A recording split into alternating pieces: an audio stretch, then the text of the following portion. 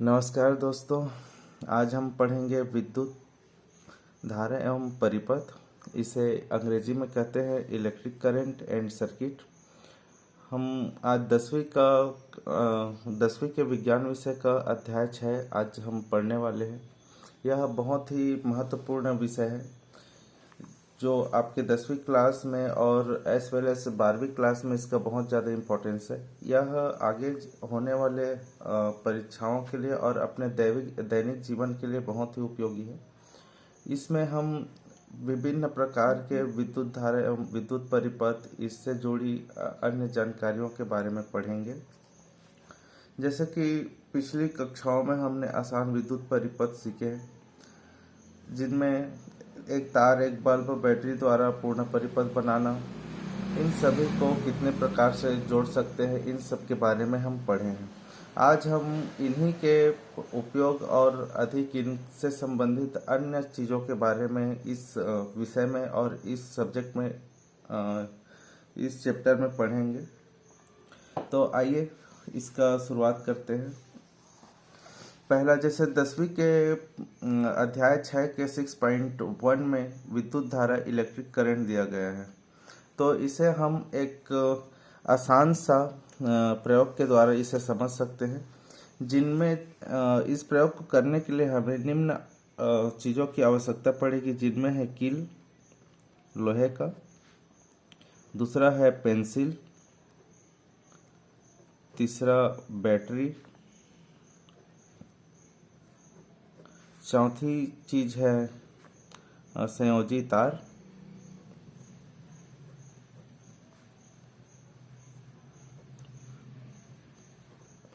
पांचवी चीज जो इसमें आवश्यकता पड़ेगी वो है लकड़ी का टुकड़ा। लकड़ी का टुकड़ा, ओके। तो इसके लिए हम एक विद्युत परिपथ तैयार करेंगे, जिसके माध्यम से हम निम्न चीज़ों के बारे में, जिससे हमें जानकारी मिल सकती है।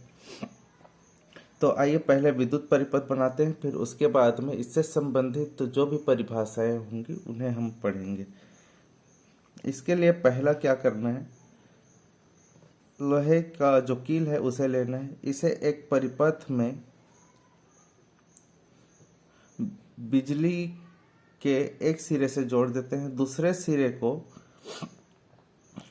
सिरे को बैटरी के एक सिरे से जोड़ते हैं और इससे एक और परिपथ निकालकर पुनः लोहे के सिरे से जोड़ दिया जाता है। अभी यह परिपथ ओपन परिपथ है, खुला परिपथ है, अर्थात यह अभी इसमें धारा का प्रवाह नहीं हो रहा है। अब इसी परिपथ को दूसरा बनाते हैं। इसमें एक लोहे का कील लेते हैं, दूसरा विद्युत के लिए इसमें एक बल्ब लेते हैं, बल्ब के एक सिरे को बैटरी से जोड़ देते हैं और दूसरे सिरे को इस लोहे के कील से जोड़ देते हैं। इस प्रकार यह खुला परिपथ हो गया और यह हो गया बंद परिपथ। अब क्या होता है, जब बंद परिपथ पूर्णतः बंद होती है तो बैटरी से निकलने वाली विद्युत धारा का प्रवाह कील से होते हुए इस बिजली या बल्ब तक पहुंचती है, जिससे क्या होता है, बल्ब में विद्युत प्रवाहित होती है और यह जलने लगती है, जिससे चारों ओर लाइट जाने लगती है। अब यही प्रयोग हम दोबारा पेंसिल की सहायता से दोहराते हैं। एक पेंसिल का टुकड़ा लेते हैं, एक पेंसिल का टुकड़ा लिया जाता है। इस पेंसिल के टुकड़े को संयोजी तार से जोड़ा जाता है। इसमें भी बल्ब को जोड़ा जाता है और एक सिरे को पुनः बैटरी से जोड़कर इसके दूसरे सिरे को पेंसिल से पुनः बंद किया जाता है। अब चूंकि यहाँ पर लोहे का टुकड़ा विद्युत चालक है, इसलिए इसमें से विद्युत का धारा प्रवाह होने लगता है। चूंकि पेंसिल विद्युत का कुचालक होता है, विद्युत को चालक नहीं कर सकता, इसलिए यह बल्ब नहीं जलता है। इससे कुछ बातें सिद्ध होती हैं, जिनमें पहला है, और इस प्रयोग के सहायता से हम कुछ चीज़ों को परिभाषित कर सकते हैं, जिनमें पहला है आवेश, दूसरा है धारा, तीसरा है चालक, चौथा चीज है कुचालक।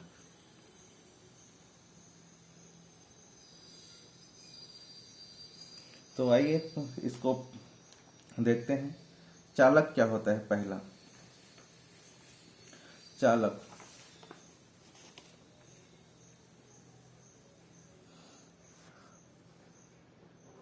चालक वे पदार्थ होते हैं,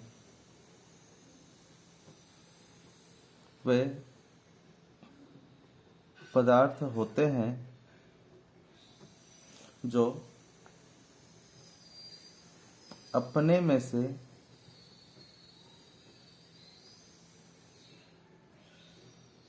से धारा को प्रवाह होने देती है। दूसरा, कुचालक वे पदार्थ होते हैं जो अपने में से धारा को प्रवाहित नहीं होने देती, धारा का प्रवाह नहीं होने देती, इसे कहते हैं कुचालक।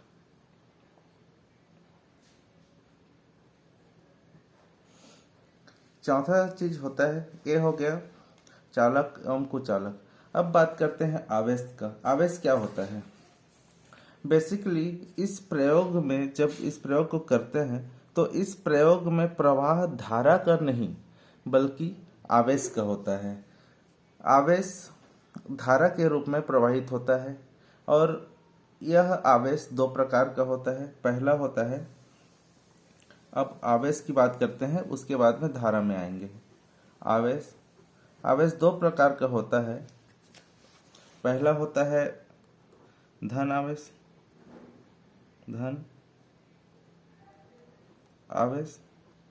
दूसरा होता है ऋणात्मक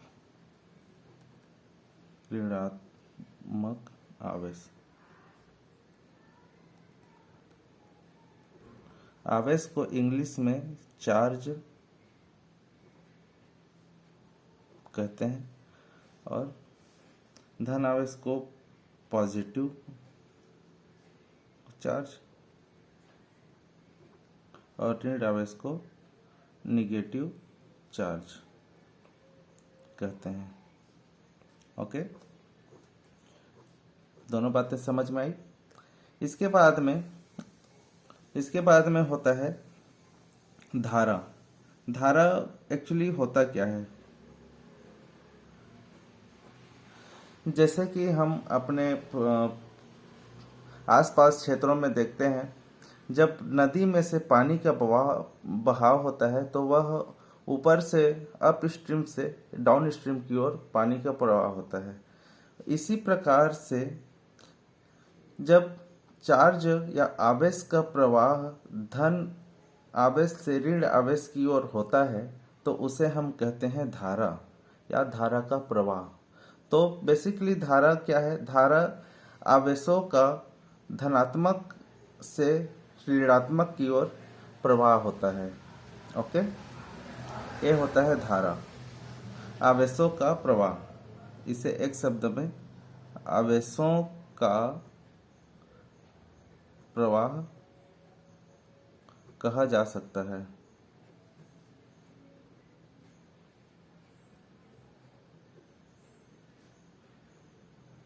अब आवेश को हम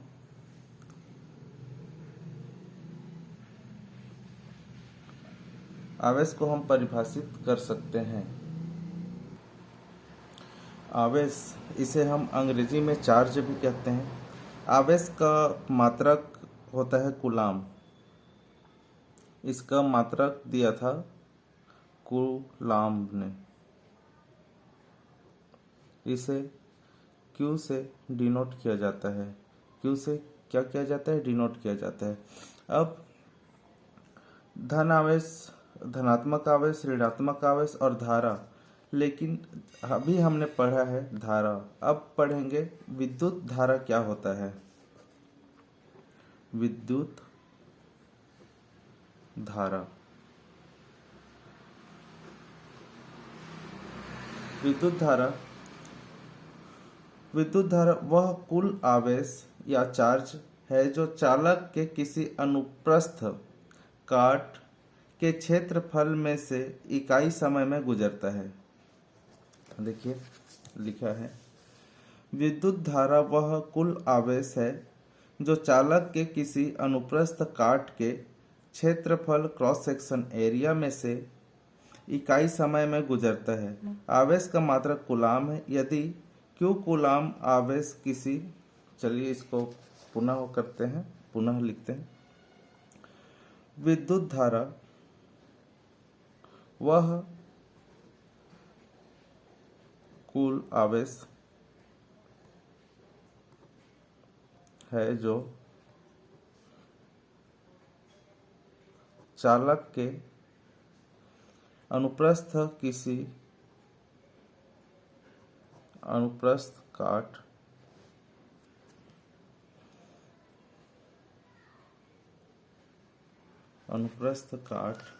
के क्षेत्रफल में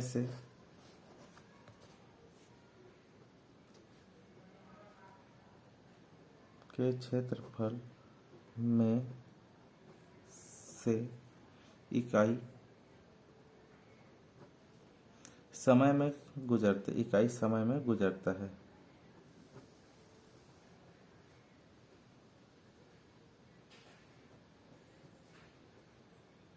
अर्थात हम यह कह सकते हैं कि Q कूलाम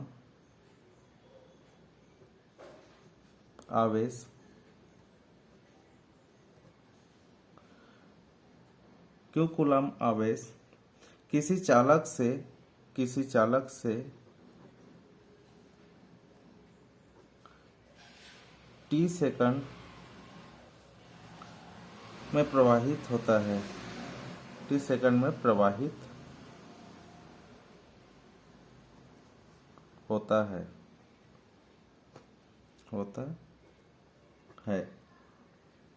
तो उस चालक में से प्रवाहित होने वाली धारा का मान, तो धारा का मान क्या होगा? तो धारा का मान, धारा को I से डिनोट करते हैं। धारा बराबर I बराबर क्या होगा? उस धारा का मान Q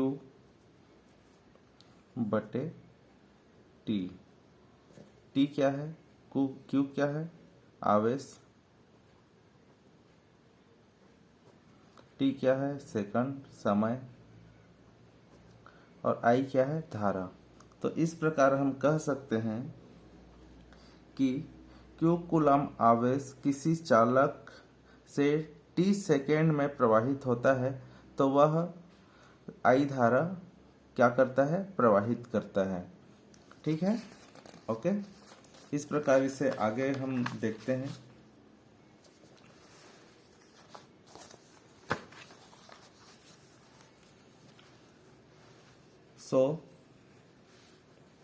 दिख रहा है?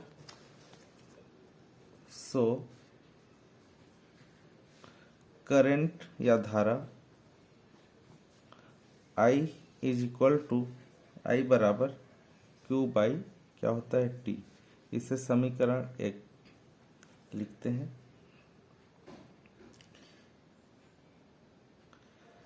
यहाँ धारा का धारा का SI यूनिट एम्पियर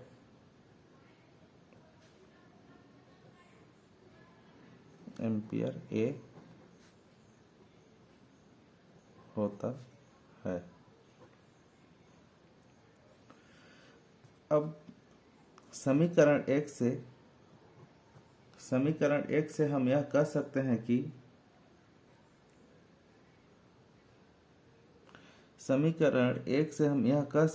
कि जब एक कूलाम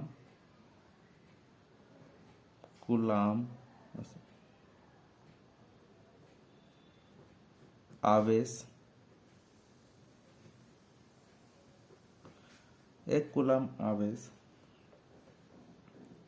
किसी चालक के अनुप्रस्थ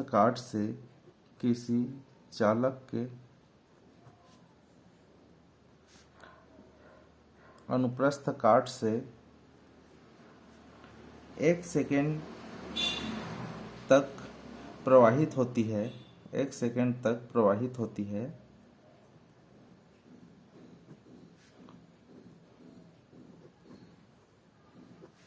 तब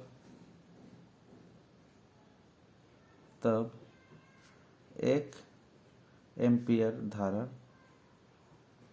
का प्रवाह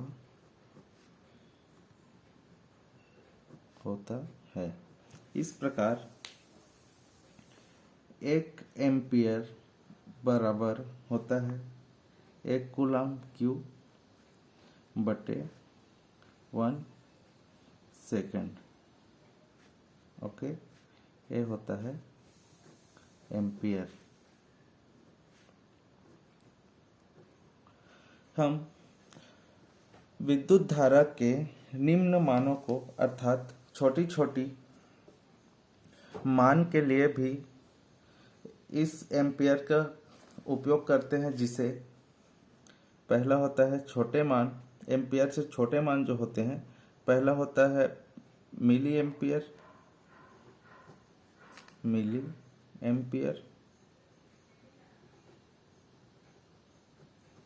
इसे MA लिखते हैं।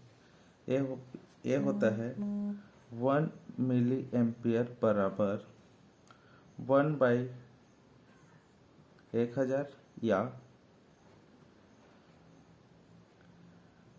10⁻³ एम्पियर। ओके, सेकेंड होता है माइक्रो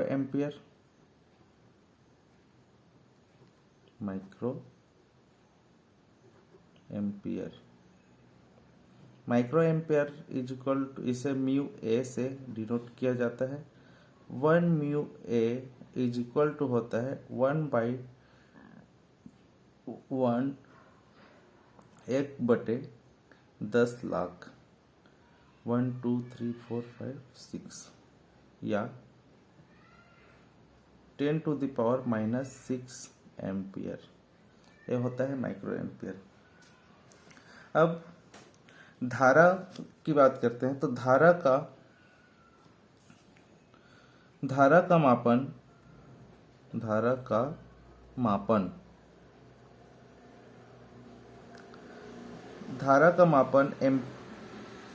अमीटर द्वारा किया जाता है। अब अमीटर द्वारा किया जाता है। अमीटर क्या होता है? अमीटर एक ऐसी युक्ति है जिसका प्रयोग हम किसी परिपथ में धारा की मात्रा निकालने के लिए अमीटर को श्रेणी क्रम में जोड़कर धारा का मात्रा ज्ञात करते हैं। जैसे देखिए,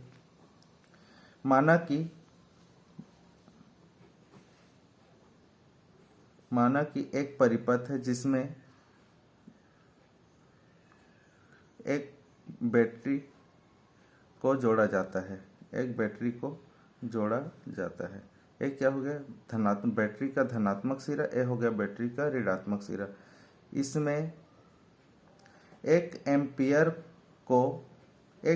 के धनात्मक सिरे को बैटरी के धनात्मक सिरे से जोड़ा जाता है।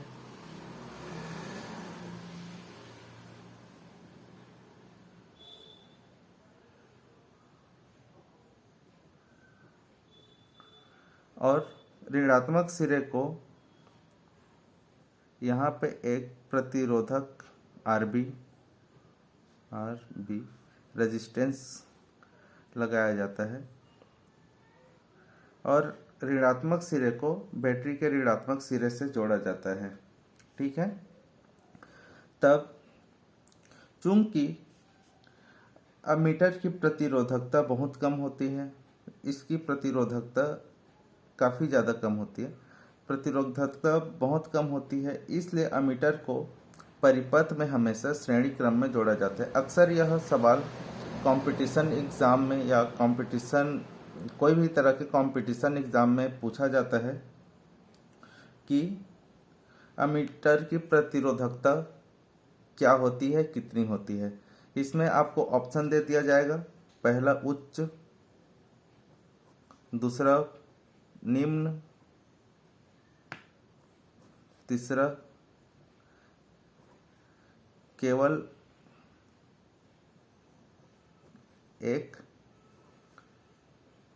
चौथा एक और दो। इस प्रकार से 4 ऑप्शन दे दिया जाएगा। इसमें से आपको बोलेगा कि इसमें से कौन सा सही है। तो अमीटर आपको हमेशा लगाना है निम्न। अमीटर की प्रतिरोधकता बहुत ही कम होती है। ठीक है। आई होप आप आज का क्लास आपको सभी को पसंद आया होगा।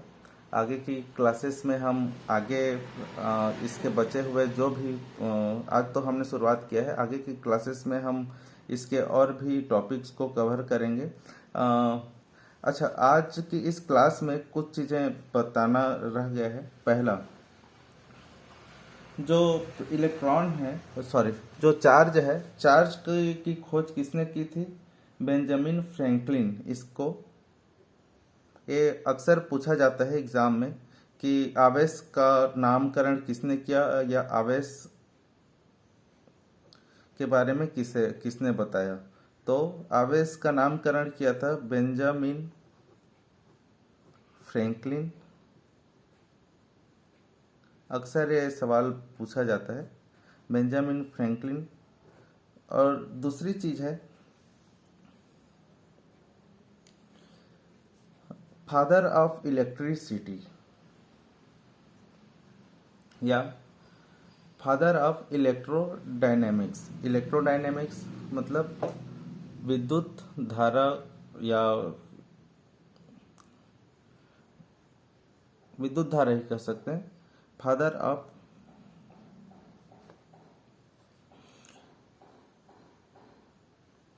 Electrodynamics, father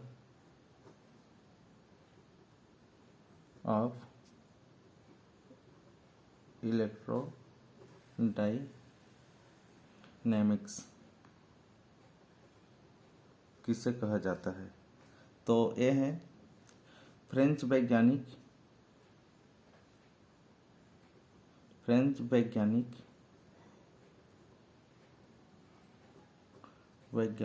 sir Andre Marie.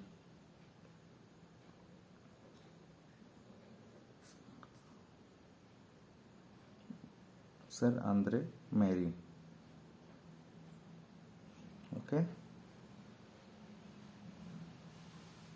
इन्हें क्या कहा जाता है? Father of electrodynamics.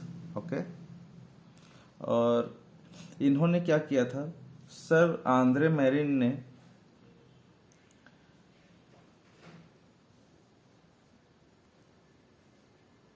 एम्पियर,